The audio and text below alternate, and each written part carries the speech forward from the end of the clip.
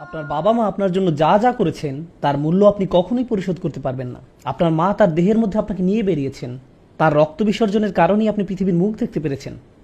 আপনাকে জন্ম দিতে গিয়ে তার প্রায় মৃত্যুই হয়ে গিয়েছিল। আপনি যখন নিজের যত্ন নিতে পারতেন না, তখন আপনার বাবাই আপনার সব প্রয়োজন মেটানোর ব্যবস্থা করেছেন। আপনার থাকার জায়গা ছিল না, তিনিই সেই ব্যবস্থা করেছিলেন। আপনার পড়াশোনার ব্যবস্থা করেছিলেন। আবার আপনার মায়ের দেখভাল করার মাধ্যমেও আপনার বাবা আসলে আপনার প্রতি ইহসান করেছেন। আর আপনার মায়ের দেখভাল করার মাধ্যমেও আপনার বাবা আসলে আপনার প্রতি ইহসান করেছেন। কেন এমনটা বলছি? কারণ আল্লাহ যখন মূসা আলাইহিস সালামের প্রতি বর্ণনা করছিলেন ওয়ালাকাদ মানান্না আলাইকা মান্নাতান মারাতান উখরা, সূরা তাহা, আমি তোমার প্রতি আরও একবার অনুগ্রহ করেছিলাম। তো তার প্রতি আল্লাহর অনুগ্রহের একটা অংশ ছিল ফারাদাদনাহু যে আমরা তোমাকে তোমার মায়ের কাছে ফিরিয়ে দিয়েছিলাম, কাই তাকাররা আইনুহা ওয়ালা তাহজান, যাতে সে চোখের পানি না ফেলে, যাতে তার চোখ শীতল হয়ে যায়, যাতে সে আর কষ্ট না পায়। যখন আল্লাহ তার মায়ের যত্ন নিচ্ছিলেন, আল্লাহ বলছেন আমি আসলে তোমাকেই অনুগ্রহ করছিলাম। তাই যখন আপনার মায়ের প্রতি ভালো কিছু করা হচ্ছে, তখন আসলে আপনার প্রতিও অনুগ্রহ করা হচ্ছে। আপনি হয়তো বলবেন আমি জানি আম্মু আমার যত্ন নিয়েছে, কিন্তু আব্বু তো কিছু করেনি। আপনার বাবা যে স্বামী হিসাবে আপনার মায়ের দেখাশোনা করে যাচ্ছেন, আপনাদের দুজনেরই এটাই একটা অনুগ্রহ যা আপনি শোধ করতে পারবেন না, আপনি যদি আর কিছু নাও করে থাকেন। তাই বাকি সম্পর্কের ক্ষেত্রে আপনি হয়তো অন্যদের ভালো করছেন, কিন্তু বাবা মায়ের বেলায় আপনি আসলে এমন ঋণ পরিশোধ করছেন যা আসলে শোধ হওয়ার ঊর্ধ্বে। এটা অসম্ভব। আর আমরা সারা জীবনই এর জন্য ঋণী থেকে যাব, এটা অসম্ভব। তাই আপনার সর্বোচ্চটা দিলেও তা যথেষ্ট হবে না। তবুও আপনি আপনার সেরাটা দিয়েই চেষ্টা করবেন। সেজন্য এটা বলা হচ্ছে অবিল ওয়ালিদাইনি ইহসানা। এটা হলো আপনার দায়িত্বের প্রথম অংশ। এর সাথে অন্যদিকেও আপনাকে ভারসাম্য বজায় রাখতে হবে। আপনাকে আপনার স্ত্রী এবং সন্তানদের অধিকার পূরণ করতে হবে, আপনার ভাই বোনের অধিকার পূরণ করতে হবে, এমনকি নিজের প্রতি অধিকারের দিকেও খেয়াল রাখতে হবে। এসব কিছুতেই আপনাকে ভারসাম্য রক্ষা করতে হবে। সেরাটা দিয়েই চেষ্টা করবেন। আর তা না করতে পারলে আপনি কারো না কারো উপর জুলুম করে ফেলবেন, হয় আপনার নিজের প্রতি বা আপনার সন্তানের প্রতি ইত্যাদি। অনেকে আছেন যারা বাবা মাকে দিতেই থাকেন, এরপর নিজের সন্তানদের অধিকার লঙ্ঘন করে ফেলেন। আবার কোনো কোনো পিতামাতা আছেন যারা শুধু চাইতেই থাকেন, তারা তাদের অধিকারের চেয়েও বেশি পাওয়ার আকাঙ্ক্ষা করেন। তারা কোরআনের আয়াত দিয়ে হয়তো বলবেন তুমি আমার জন্য যতই করো না কেন তা যথেষ্ট নয়, তাই তোমার সব কিছুই আমাকে দিয়ে দাও। আর তারা ওই আয়াতই আপনার উপর খাটাবে। তাদের প্রতি আল্লাহ ইহসান করতে বলেছেন, কিন্তু এই ইহসান সংজ্ঞা তারা নির্ধারণ করতে পারেন না। এই সূক্ষ্ম পয়েন্টটা বুঝুন। মা বাবার প্রতি আপনার অনেক দায়িত্ব রয়েছে, কিন্তু সেগুলো তারা ঠিক করতে পারেন না। এটা আল্লাহ নির্ধারণ করে দিয়েছেন।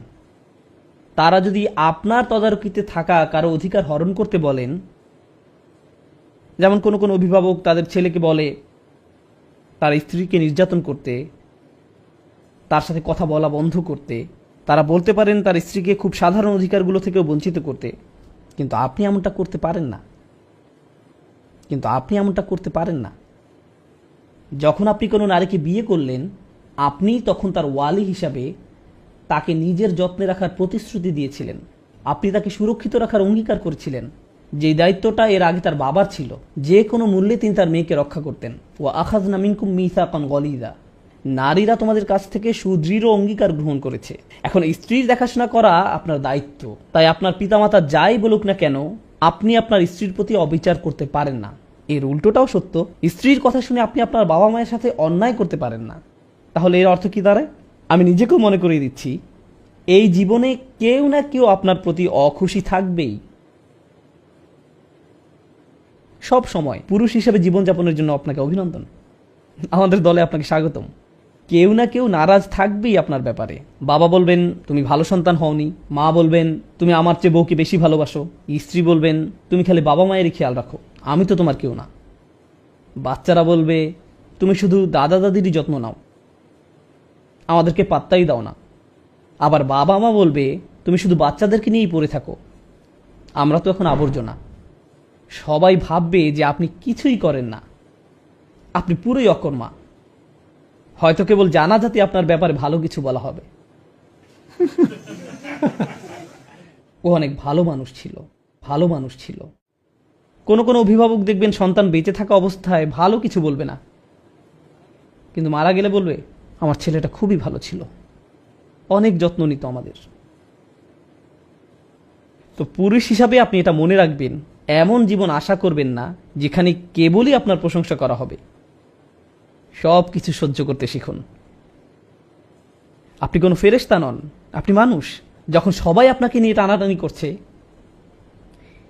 কেউই আপনার প্রতি সন্তুষ্ট না, তখন কোনো না কোনো সময় আপনি ভেতরে কিছুটা ভেঙে পড়বেন। আস্তে আস্তে এক সময় আপনি সব কিছু মিলিয়ে চলতে পারবেন না। দুটো ব্যাপারে আপনাকে ব্যালেন্স করে চলা শিখতে হবে। দুটো ব্যাপারে আপনাকে ব্যালেন্স করে চলা শিখতে হবে।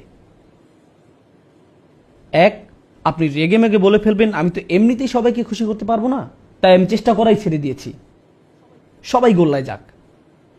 আবার অন্যদিকে হতে পারে আপনি সবাইকে খুশি রাখতে গিয়ে নিজের অবস্থাই খারাপ করে ফেললেন।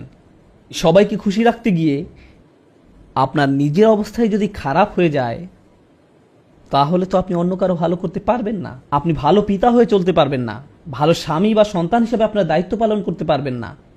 নিজেকে হারিয়ে ফেললে অন্য কিছুই আর করতে পারবেন না। অনেক সময় সম্পর্কগুলো ধরে রাখার সময় আমরা পুরুষরা অবমাননা করে ফেলি। হয়তো আমরা অন্যদের অধিকারগুলো দিচ্ছি না, আবার মাঝে মাঝে যারা আমাদের উপর নির্ভরশীল তারাই আমাদের সম্পর্কের অবমাননা করে বসে, তারা আমাদের সাথে অন্যায় করে ফেলে। নিজের অধিকারের ক্ষেত্রে আপনাকেই সেই দাগটা টানতে হবে, নিজ থেকেই সেই অধিকারগুলো চাইতে হবে। একই সাথে খেয়াল রাখতে হবে যেন আপনি অন্যের উপর জুলুম না করেন। আমরা এমন সমাজে বাস করছি যেখানে ধরে নেওয়া হয় কোনো খারাপ কিছু ঘটলে তার জন্য পুরুষই দায়ী। সবসময় পুরুষই দায়ী না। কোরআনের বর্ণনায় অনেক বিশৃঙ্খলার কারণ পুরুষ, আবার অনেক ক্ষেত্রে নারী। মানুষেরাই বিশৃঙ্খলাকারী। মানুষের মাঝেই লোভ আছে, সে বেশি পেতে চায়, সে কখনো সন্তুষ্ট হয় না। আর আপনি যেসব সম্পর্কের মাঝে যুক্ত তাতে সকলেই সবসময় আপনার কাছ থেকে বেশি পেতে চায়। আপনাকেই সেই সীমারেখা টানতে হবে। আর ঘুমোতে যাওয়ার সময় আপনি যেন বলতে পারেন আমি সবার সাথে ইনসাফ করে চলেছি, আমি আমার স্ত্রী সন্তানদের কম দেইনি, আমি আমার কর্মক্ষেত্রে ঠিক থেকেছি, আমি আমার বাবা মায়ের অধিকার লঙ্ঘন করিনি। আর আপনার বাবা মাকে বাস্তবিকভাবে বুঝিয়ে বলতে হবে যে আপনি আপনার সর্বোচ্চ চেষ্টাটা করেছেন। বাস্তবিক অর্থে বলছি, বাস্তবিক অর্থে বলছি, আমি আদর্শিকভাবে বলছি না, বাস্তবিক অর্থে বলছি। কোরআন বাবা মায়ের অধিকার খুবই গুরুত্ব দিয়েছে।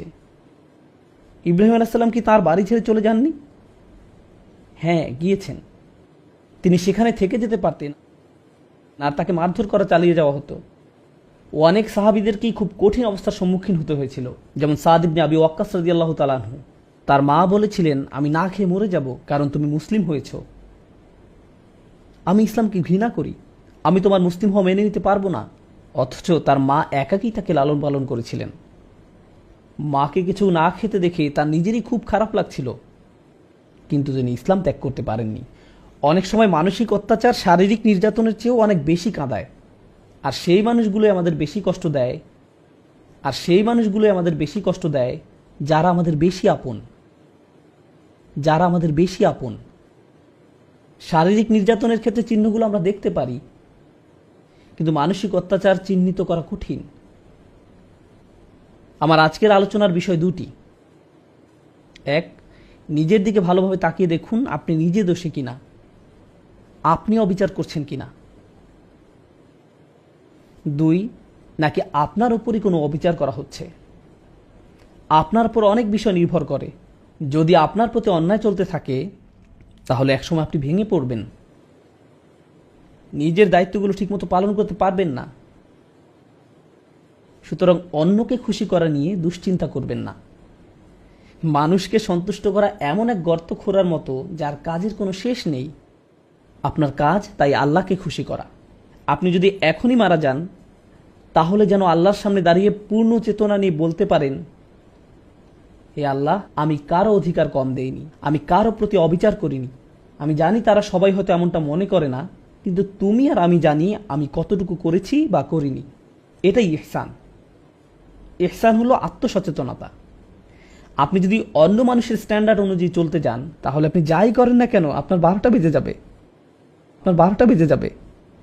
আমাদের মা বাবারা হয়তো এমন পরিবেশে বড় হয়েছেন যে আপনি হয়তো কোনো হাসপাতালে কার্ডিয়াক সার্জারির হেড, বা আপনি হয়তো আপনার ভাই বোনদের মধ্যে সবচেয়ে ভালো, কিন্তু তাও তারা বলবে তোমার কাছ থেকে আমি আরো বেশি আশা করেছিলাম।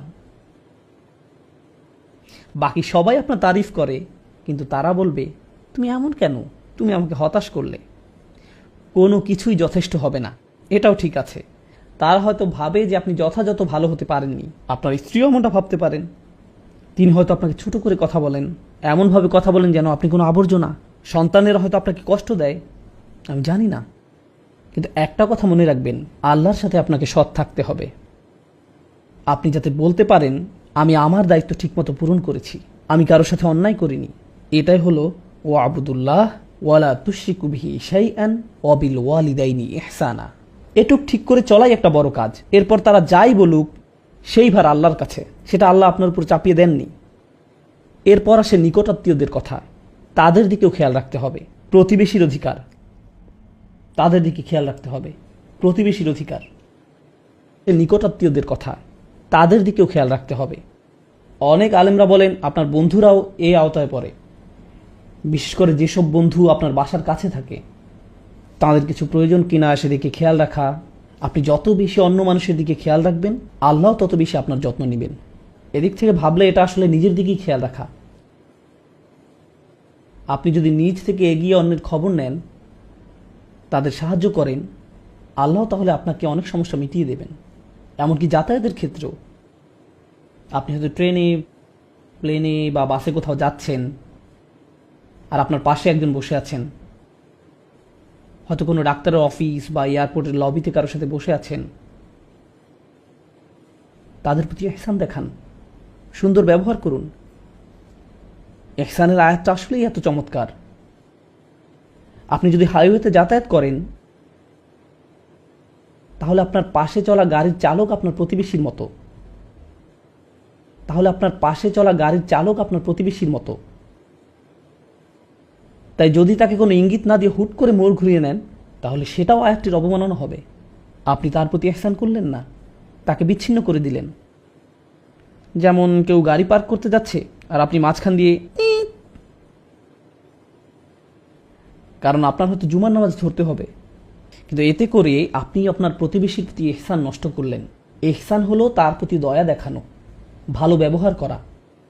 তো এই ভালো ব্যবহার দেখানোটা পরিবারের মধ্য থেকে শুরু হয়ে বাইরের দিকে বিস্তার করবে। এই আয়াতের ব্যাপারে এটা বলে আমি শেষ করতে চাই, প্রথমত আল্লাহর সাথে ন্যূনতম একটা সম্পর্ক ধরে রাখা, এরপর আসে আপনার মা বাবা, তারপর নিকটাত্মীয় আর প্রতিবেশীদের অধিকার। এটা আসলে কি বোঝায়?